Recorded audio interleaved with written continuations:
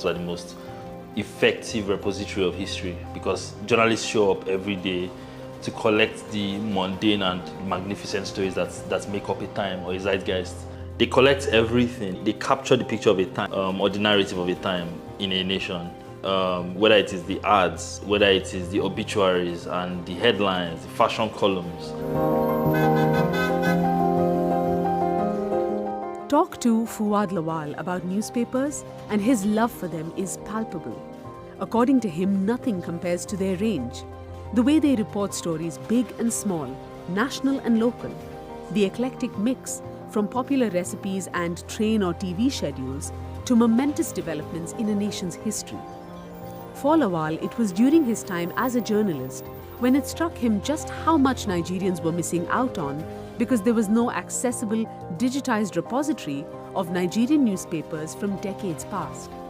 Time and again, he found himself on a deadline, researching a story and struggling to find historic Nigerian news reporting. I had better luck going to the New York Times and finding stuff about Nigerian history than finding it here. And so the question just became what does it look like if we actually had our own perspectives? The New York Times perspective is of course valid, but what does it look like for us to even talk? And that was pretty much where it began. Since 2020, Lawal and a group of others have poured their efforts into building the Nigerian newspaper archive of their dreams. It has involved fundraising campaigns, calling newspaper offices to talk about digitizing the stacks of papers they have, dealing with copyright law, buying an industrial-grade scanner. It's not that Nigeria does not have any official archives. Between what's already in national and state archives in the country and the historic documentation in museums and libraries across Britain, which colonized Nigeria for 100 years since the 1860s, historic records are available. What's missing, though, is a comprehensive, navigable newspaper archive. We must emphasize that what we call the archives in Nigeria were government official documents that ended in the 1950s. Many of these newspapers are not found in the official archives. And when you find them, they collapse very quickly because of the nature of the papers used at that time. The fact that they were not keeping them well. So this is also a restoration project. It's a nationalist project. Archiving gives a chance to get direct contact. What does it look like to get a sense of what people were thinking in the 70s or the 80s? Something that happens, right, with history is that you remember the big stories. You remember the thing that blew off the world. There are some stories from the 60s, 70s, 80s that we still know. But what about the everyday stories? What about the librarian that was earning in dollars or euros because one naira is $1? What about people looking for jobs in the 60s, the 70s? These everyday stories, right, are missing because archiving doesn't exist. The modern history of Nigerian newspapers is closely tied to the country's century under colonial rule. Christian missionaries, British officials, Nigerian activists all got involved in publishing. Papers like the West African Pilot, Lagos Weekly Record, the Daily Times were all active well before independence in the 1960s. After that came papers like Vanguard, The Guardian, and Punch. While it's the reporting of seminal moments that often gets all the attention, the journalism beyond the front page tells some of the most compelling stories. Something that was very popular in the 70s was executions, right? The way executions used to work then is that you take your stubborn children, you take everybody that you can't get to comply, you take your employees sometimes who you are worried will steal your money, you march all of them to the beach and you say, this is how you're going to end up if you continue with your bad behavior. It was such a big event in Lagos to execute people at Bar Beach. There's this arm robber, quite prolific, in the 70s, they called him the Doctor. He was executed on a work day, I think a Monday. And would you be lying if you told your boss you're taking a day off because you wanted to see the doctor? That man was, when he rose that head, I'm sure he looked at it and was like, damn.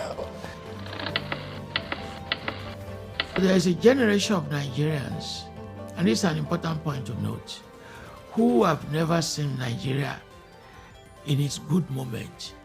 All what they've seen is decadence, corruption, political failure, political rascality. That's all what they have seen in their life. The moment of hope, when in the 50s that the British were packing their luggage, jubilation that the British were going, that element of the 1950s, the hope that those newspapers capture. I mean, when young people read those, they'll be astonished. Remember, this newspaper will capture a moment in which Nigerians were colonial subjects. But in the 50s, they became citizens of the world. It's going to bring enormous pride to a generation. Of course, it's also going to bring anger. That instead of their country rising, progressing very rapidly, they will see a picture of a country that has been set back. In handing over the documents to the federal... Nigeria's life post-independence has been turbulent. Periods of civilian governance have been punctuated with military coups and dictatorships. It was only in 1999 that the last military ruler stepped down. There have been moments of political reckoning since then.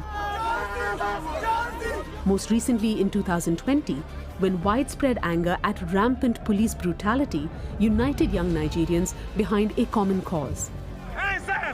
SARS was a notorious police squad responsible for extreme violence, including rape, torture, and executions. The protests sent a clear signal of a growing number of politically aware and active young Nigerians. There's a common saying where people go, oh, maybe you or Nigerians don't like to read. But our numbers show that people are invested in reading as long as your story is interesting, right? NSAS was a turning point, was a very visible turning point. And since then, even with the work that we're doing, we've seen growth in the participation of young people and their interest in engaging with these stories. I think once you can show people how a thing affects them, that's how you get their interest, right? And so I guess that's what archiving helps with. Work on the newspaper archive has been underway for 3 years now. Getting it online and within clicking distance for Nigerians is imminent. When the archive does go live, it will just be the end of the beginning. There are many decades of newsprint yet to be sourced, digitized, and catalogued. Numerous stories and narratives to be uncovered. And you are going to find tensions, contradictions, conflicts in all those newspapers. How one issue generates different perspectives, regional perspectives, religious perspectives, local perspectives. And it's the business of the historian to reconcile all these perspectives. So there's just no doubt about it that this is a project of enormous, tremendous significance. I think of the work we're doing as we're digging a public well, a public utility. And the thing about public utilities is that they have unlimited utility. All kinds of people are going to make all kinds of things. We cannot even begin to quantify the potential impact of the work we're doing.